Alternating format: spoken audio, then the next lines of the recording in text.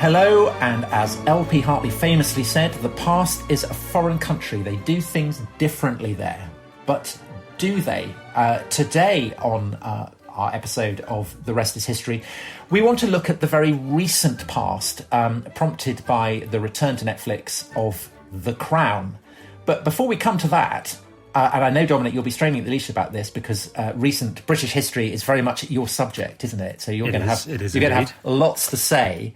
I just wanted to say to thank everybody who's listening for having helped us get off to such a great start. It's fantastic. We were a bit nervous about launching this, but we're thrilled that so many of you are out there, are listening and are emailing in and tweeting and contributing. And please do keep that going. Yeah, it's quite a surprise, isn't it, Tom? I was expecting torrents of abuse. Well, I mean, I obviously get torrents of abuse naturally on a sort of daily basis anyway, so this is a nice break for me to... Well, I was kind of expecting tumbleweed, to be honest. So so neither abuse nor tumbleweed. So do please keep letting us know what you think.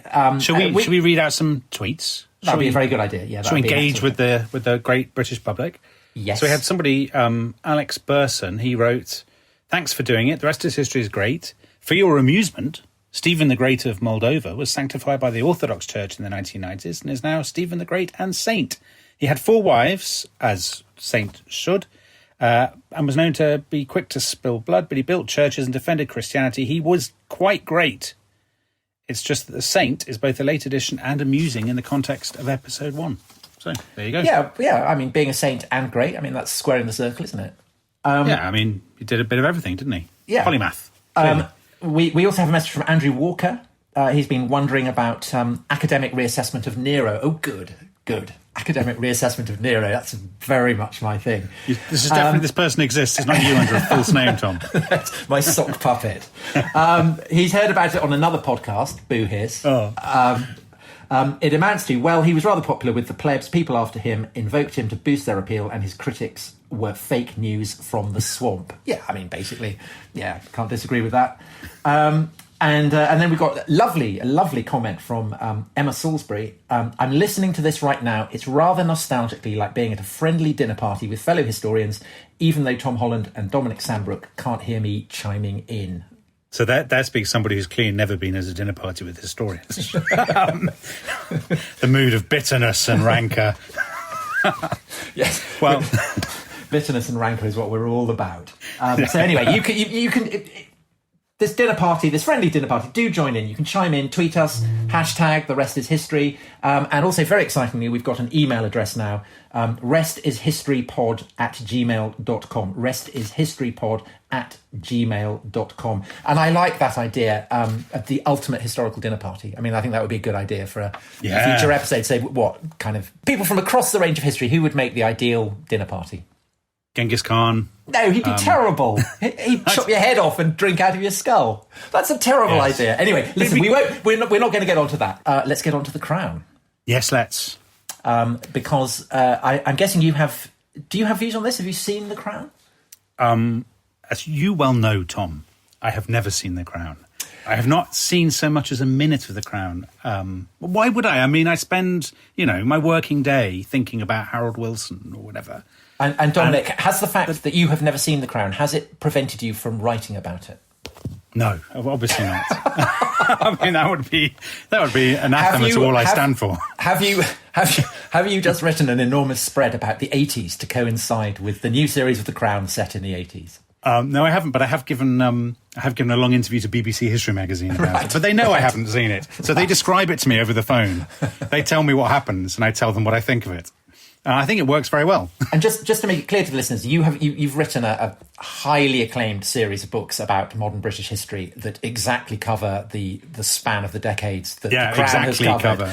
And your most recent book was it was kind of like 7,000-page volume about the first 3 years of the Thatcher government. So from 79 to 82. Yeah. So bang in the middle of that is the summer of 1981, which of course has the royal wedding. Yeah. Well, the royal wedding's obviously a big deal for the Crown, isn't it? Diana and all that. Carry on. And it's a bigger deal for the Crown than it is for your book. It would be fair to say. It is mentioned in my book. I mean, there is a whole section about the royal wedding, but I'm kind of more. I mean, to be honest with you, Tom, cakes, dresses, page boys, that sort of stuff fills me with utter gloom and misery. So when I talked about it in my book, it was more, what did people make of it? What was the meaning of it? And also actually putting it against the background of all this other stuff, which is so interesting, which is going on in 81. So the riots, the recession, the cricket, of course, which we'll come to later. This sort of tumultuous year. 1981 is one of those years, I suppose, a little bit like sort of 1968 or something that has a meaning beyond. Or 2020, perhaps. Or 2020, exactly. I think you can make a reasonable case that 1981 was the grimmest year in our lifetimes. And actually grimmer than 2020, because 2020 is worldwide, whereas 1981 was just, it was Britain that was uniquely in a terrible mess. So the key thing about the royal wedding, everyone said it was like a fairy tale. And the irony about that is partly that the backdrop is this kind, Britain in a state of complete turmoil, unemployment, rioting, and so on. But also the fact, of course, that the marriage was going to go terribly wrong. And I just wondered, before we get on to the kind of historical context for that 1981 provides, what's your view as a historian of modern Britain about the way in which the story of the royal family has kind of become like the matter of Britain, like the matter of Britain in the Middle Ages was the story of King Arthur, that in a way for lots of people the story of King Arthur was more real, they knew more about that than they knew anything about what was actually happening in medieval England.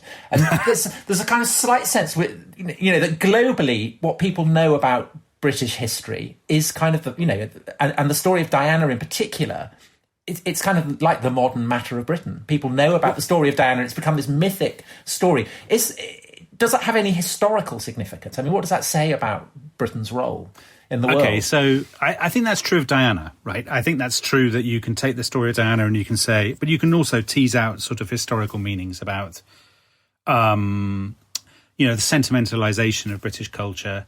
Diana obviously played a big part in the sort of a new kind of, or a renewed kind of emotionalism in Britain's sort of public life, sort of embracing AIDS sufferers and so on, doing things that the monarchy or the public figures wouldn't have done 10 or 20 years earlier. So she is an important figure in that context, obviously. But the royal family more generally, I'm not so sure. So I agree with you. There are things that people care more about than the usual sort of political events. Sport is actually a really good example of that.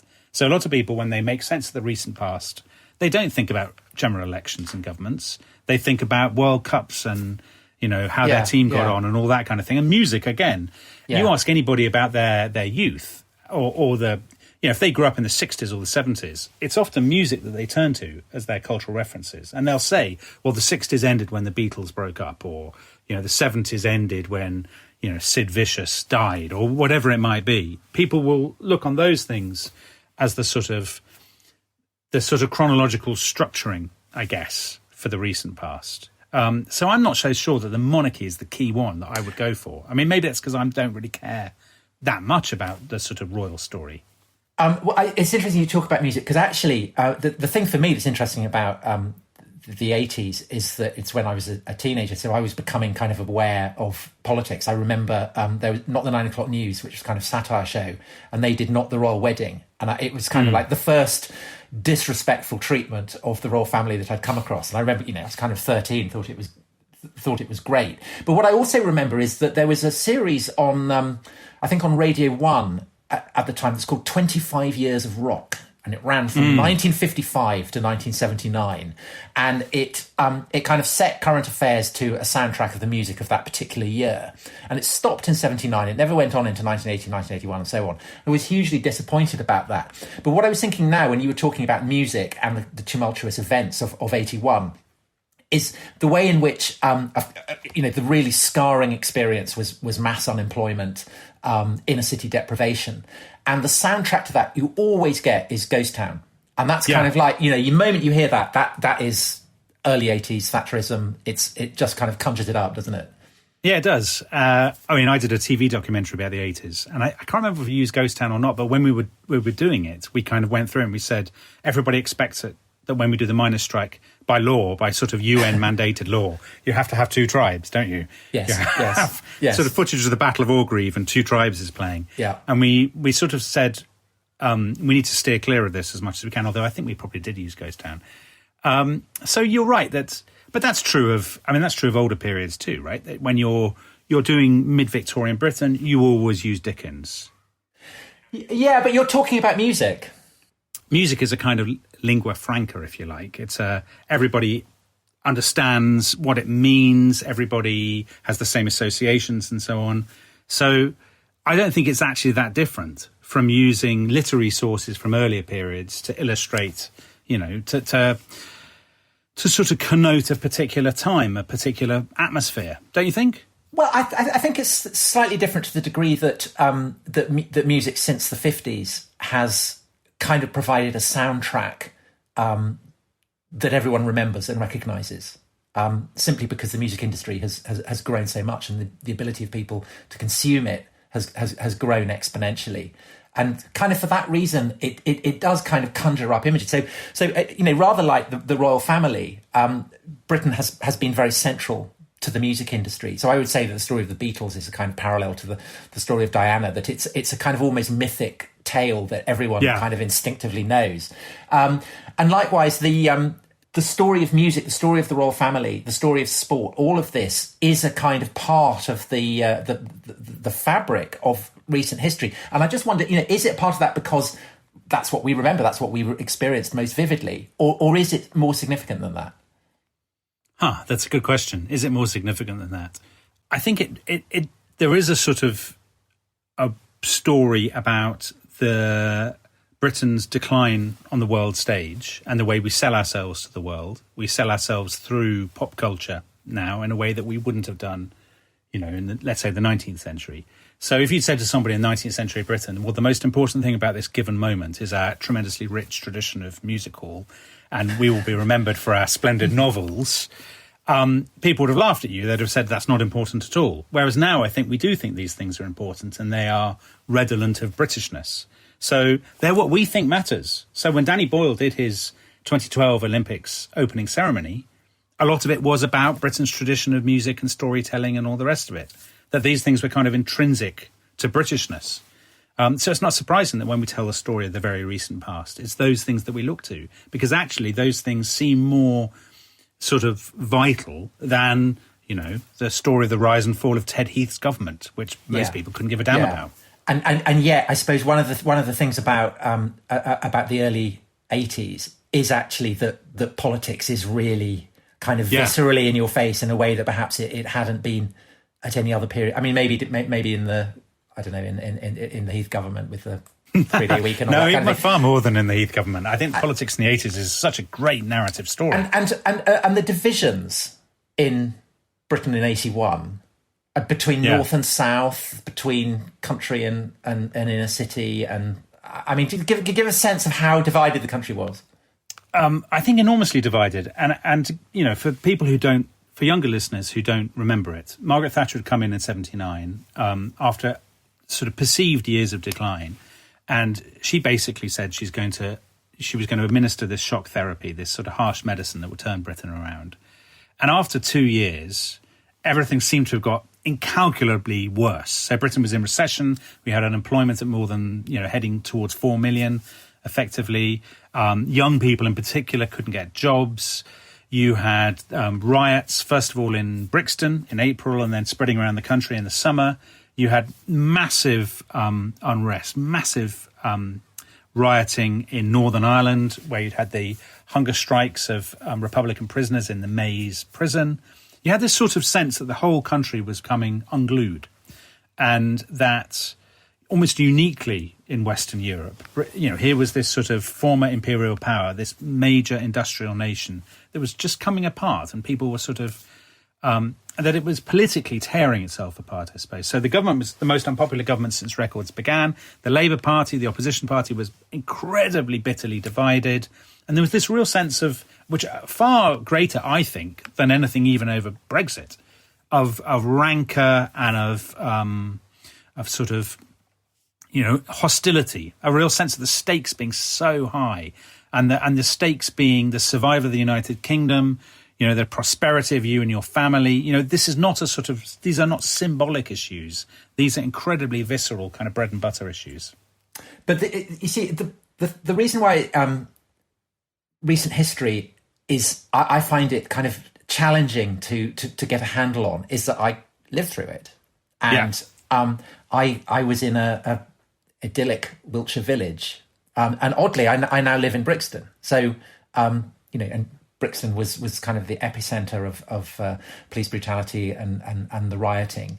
But it might as well have been a million miles from me. And what I remember about the summer of '81 is that my mother was in hospital. My father said, he had to look after me, didn't know what else to do. So he said, well, let's watch a test match. And I had no interest in cricket, had no interest in sport at all. That test match was Headingley, and it was one of the most transformative, remarkable cricket matches of all time. I know that people who are not interested in cricket, certainly people who are not British listening to this, will be slightly bewildered by it. But there was this astonishing kind of fairy tale reversal where England had been down and out. They triumphed against all the odds over Australia, our old sporting rival, and Ian Botham, a figure who is now famous chiefly for supporting Brexit and having been raised by Boris Johnson to the House of Lords, was the hero of the hour.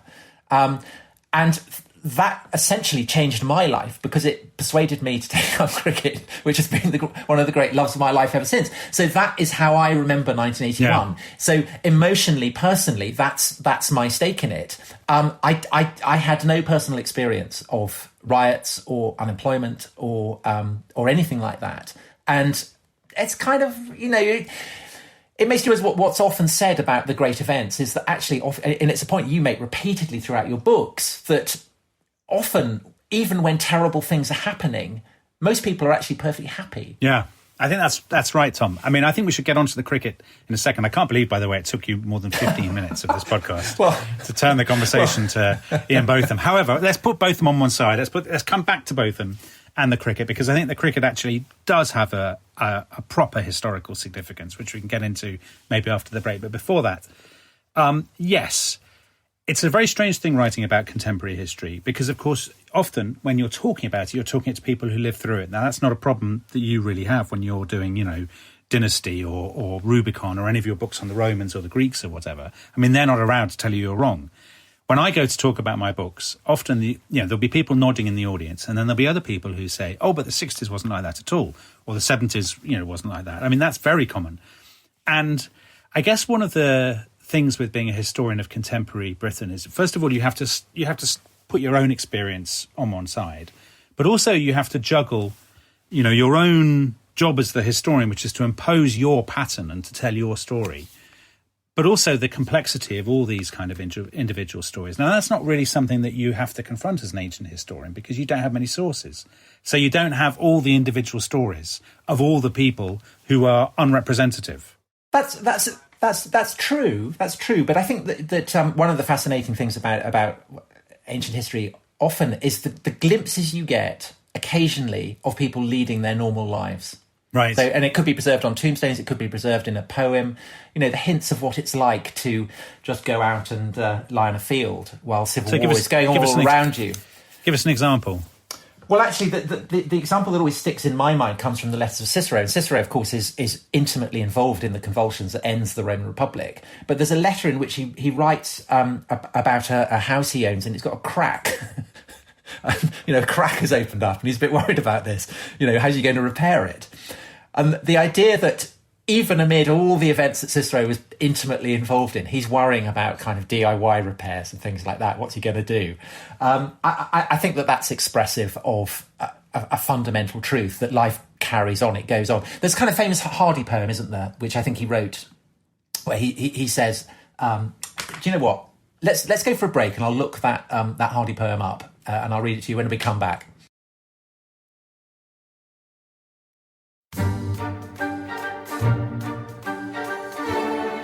Welcome back, everybody. I think Tom has a poem for us. I do. It's the first poem that we've had on The Rest is History. It's by Hardy, and it's called In Time of the Breaking of Nations. I'm going to read the third verse, and it's, yonder a maid and her white come whispering by, war's annals will cloud into night ere their story die. So, girls and boys will hang out with each other even though wars are going on. But interestingly, the first verse, only a man harrowing clods in a slow silent walk with an old horse that stumbles and nods half asleep as they stalk. So Hardy's saying, that people will be ploughing with horses till the end of time, and that obviously isn't true. So no.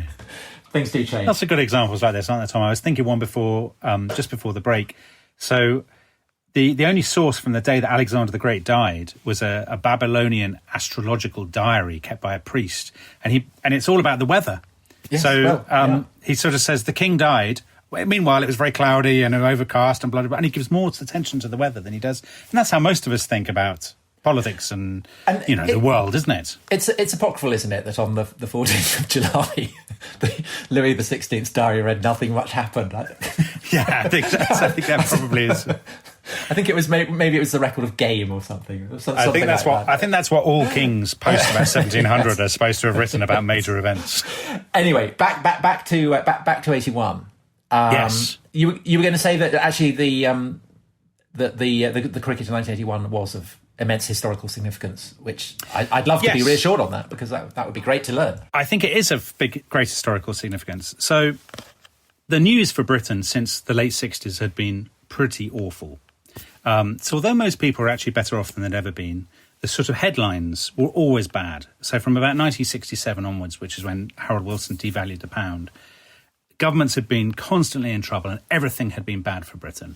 And I think at the end of the 1970s, you started to get this sense that people were thirsting for some good news. So the first sign of that, I think, was the reaction to the SAS's raid on the Iranian embassy, which they liberated from a siege in 1980.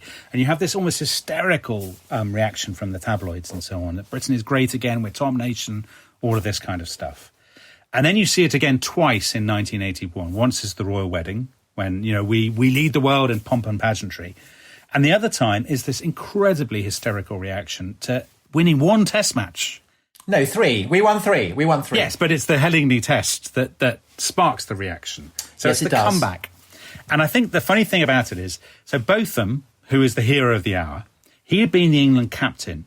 He'd been this incredibly sort of youthful figure, this sort of raging lion, who's carrying all before him, who's appointed England captain. Then he doesn't win a match as captain. He has the worst record of any test captain at that point in history. And he's sacked from the captaincy. And the day that he's sacked from the captaincy, the headlines are juxtaposed with the images of rioting. So they're the two main stories. And they're both basically the same story. And that story is Britain has been great, but now it's rubbish. It's tearing itself apart. It can't win cricket matches. Its cities are in flames. All is sort of disaster. And then Botham, of all people, the sort of incarnation of conservative working class England, turns it around, doesn't he, in this extraordinary sort of Herculean feat. Yeah. And the press are beside themselves. We are top nation again. And then just a couple of weeks later, you have the royal wedding. And of course, what that all lays the foundation for, I think, is the sort of populist patriotism that you get with the Falklands. So it's basically laying, these are all omens of what is to come a year later when the Falklands War happens. And these are elements of what you'd call Thatcherism, of Thatcher's sort of, nationwide appeal to a particular audience, which Botham still incarnates. Well, it's often said of the Players Association, which is the trades union of professional cricketers, that it's the only trades union that's more right wing than its employers.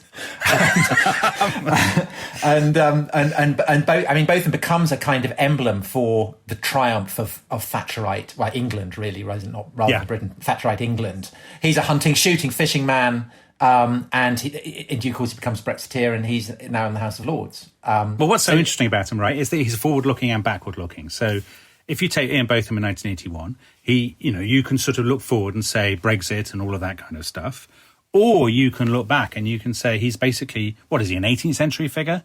You can imagine him on the deck of HMS Victory. Yes. The roast beef of old England. I mean, his very nickname, Beefy.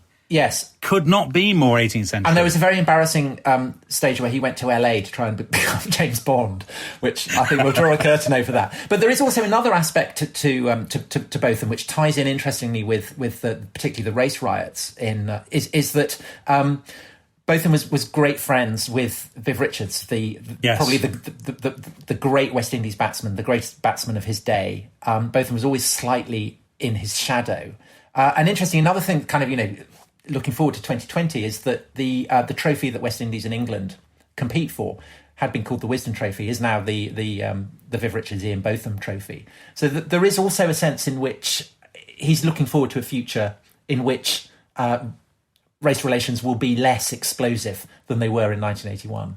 Yeah, that's a really interesting point. And I think one reason that he got on so well with Viv Richards was they were both outsiders, and Botham felt very keenly his outsider status in a game dominated by white public school boys. So he bonded with Viv Richards, didn't he? I think he wore the Jamaican colours in a kind of wristband to show his solidarity with Richards. Yeah. And that's really interesting because you have this sort of almost like black and white alliance of the outsiders against the old guard, the toffs, that Botham and Richards felt were dominating the game. Okay, and so that's the kind of thing that a historian would do, is to pick up on a totemic figure like that and tease out aspects of him that perhaps you can then feed back into the broader context. Is that a fair thing to do? I mean, if we're looking at the royal wedding, we're looking at the cricket, we're looking at the music. What does that tell us about trade union policy of the Thatcher government? Answer me that. Okay, you've set me a challenge here. Well, I mean, my answer to that would be that Thatcher's trade union policy succeeded because most ordinary trade unionists generally agreed with the piecemeal bits of so each individual reform that she passed, individual trade unionists agreed with. Their leaders didn't agree with them, but she obviously appealed to a kind of aspirational, working class, sort of skilled, respectable, upwardly mobile working class people, particularly in England. So your classic kind of Essex man.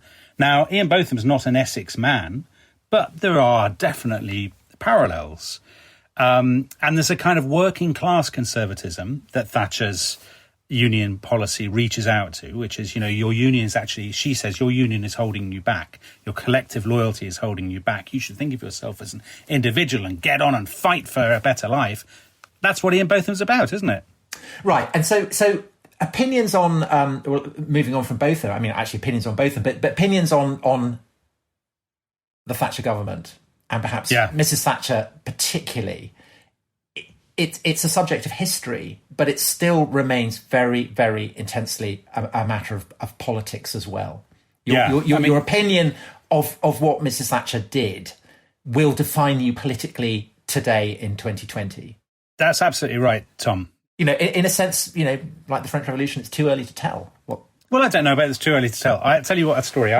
When I first decided I was going to write this series of books about modern Britain, a friend of mine who's now Professor of History at Leeds, he said to me, "Are you going to do the 80s?" And I said, "Oh, yeah, I have to." And he said, "What, you're going to do Thatcher?" And I said, yeah, well. And he just kind of laughed in quite a sort of mocking way. And he said, "Everybody will really hate you, And I said, "Why?" He said, "Well, because I know you'll try to find, you'll see both sides, you'll try to be balanced and all this. You can't be balanced about Thatcher. People just want you to hate her." And of course, there's some truth in that. And my way of dealing with that partly was to say of Thatcher, in some ways, she's the last sort of great man. We talked about greatness in the first episode, great man, great woman, sort of historiographical subject left. So people base their attitude to Thatcher is they think she changed Britain, either for good or ill. And one of my big arguments is, actually, is that really true? Or is she really reflecting changes that are driven from below, as it were? If she died in 1978, would Britain have been very different? My argument is that it wouldn't. That what happened actually happened. she was a symptom of the change rather than the cause of it. So actually, it doesn't matter whether you think she was brilliant or terrible. Because one of the arguments about what's happening at the moment with COVID and the way that it's affecting the north of England much worse than the south is that this reflects kind of deep rooted trends that for which Mrs. Thatcher is held responsible. The kind of the destruction of heavy industry, mining, and so on. Do you think that there is? I mean, can we trace the threads of what happened in the 80s through to the incidence rates of infection and COVID, does that remain a kind of political rather than a historical judgment? I think that is a political judgment, actually, Tom. And two things occurred to me about that. One is, first of all, there'd been a big divergence between North and South, right, long before that. I mean, I know you're a big fan of that book by Dan Jackson, The Northumbrians. Yes. And that really, I mean, you look at books like that, that really brings alive just how different the experience in the north of England felt for hundreds of years from the experience in the south. You know, they're not, they were two nations, as it were, long before Margaret Thatcher had been a glint in Alderman Roberts's eye. And so your perspective is basically the Marxist one, that these are deep-rooted issues that are, you know, these are the great surging waves of history, and that someone like Mrs. Thatcher is just the kind of the foam on the crest of the wave.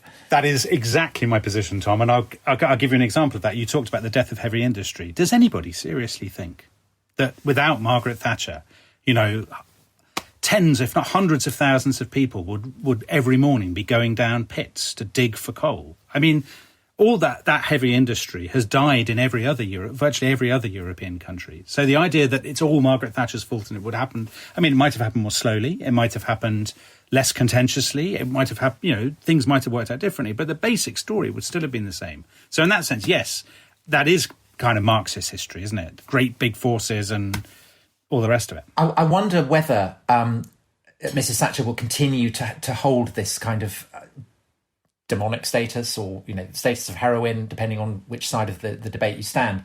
Because I remember there was was it last year, maybe the year before, there was a really excellent series on the BBC about Mrs. Thatcher, which was I'm so glad you mentioned that, Tom, because I was the consultant for that series. Okay, well, it was. I thought, Dominic. Well, it was really excellent. I think it didn't have any commentary at all, did it? It was just kind of no presenter, no commentary. Yeah, contemporary footage and interviewees. And I watched that with my daughter, who must have been, I don't know, 16 at the time or something. Knew nothing about the subject at all, and her take on it was very much that of a kind of young feminist. That she was watching a woman triumphing over these kind of chauvinist dinosaurs, and that was her take. Yeah, I think that story, that side of it, will definitely come out. You know, your people will see her as a working woman surrounded by men in a way that they didn't. You know, 20 years ago, they didn't see the femininity of Margaret Thatcher, or indeed they said she's not really a woman at all, which nobody really would say now. I can see that even as I'm speaking, the producer is throwing texts at me that say she didn't like women, she didn't champion women, and all this kind of thing. But in that respect, actually, Margaret Thatcher was typical of women of her type. People used to talk at the time about queen bees, about women who had got ahead in the 60s and 70s and then didn't pull up other women after them. And psychologically, actually, you can sort of understand why some women behave like that. They thought, like Margaret Thatcher thought, well, I've got ahead on my own merits. Why should I, you know, institute affirmative action for other women? They should work just like I've worked. And there was always this tension between those women who'd been the first ones to get ahead, the kind of professional women, and then those who came after them. But you're right. I think younger people won't care, will they? In 10 or 20 years' time, will they care about the Falklands and the miners' strike? Well, Surely but not. I think that what my daughter's response to that story, having no sense of the broader politics of it, was that there was a kind of mythic arc to the story of the woman who emerges from nowhere and becomes prime minister, which again aligns her with Diana.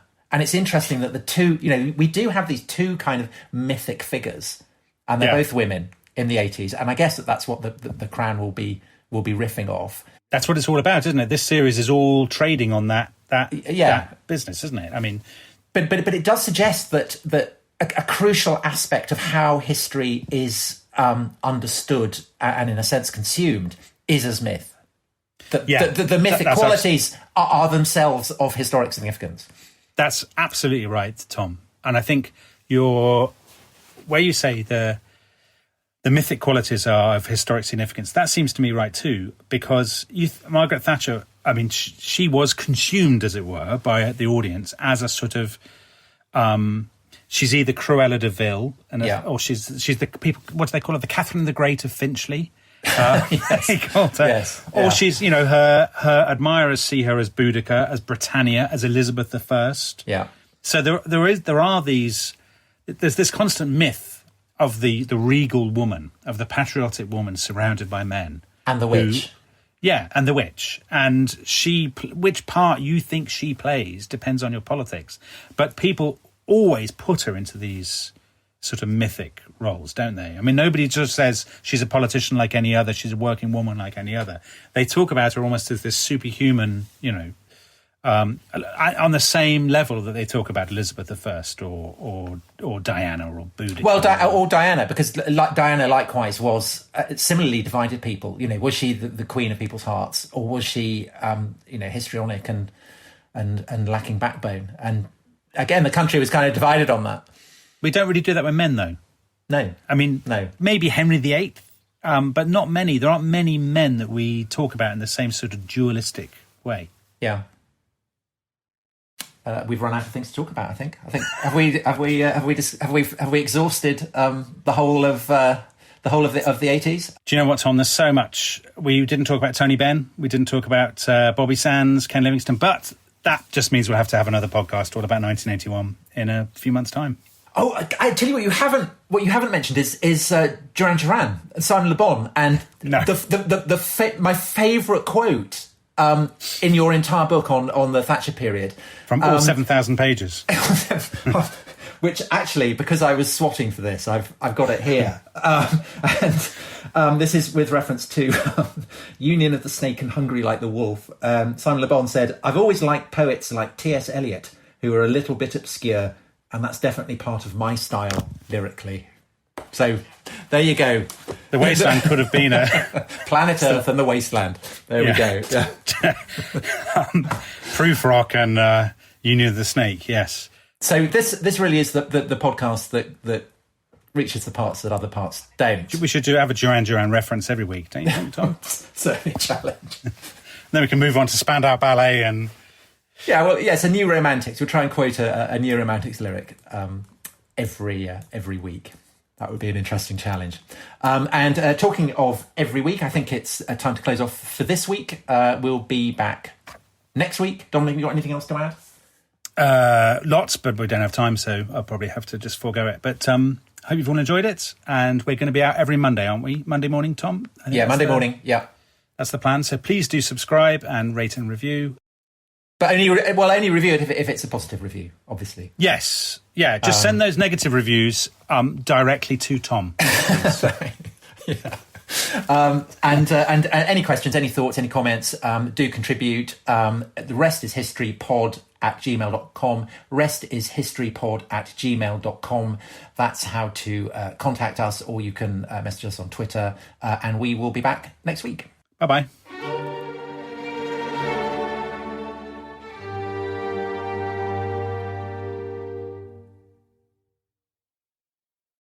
Thanks for listening to The Rest is History.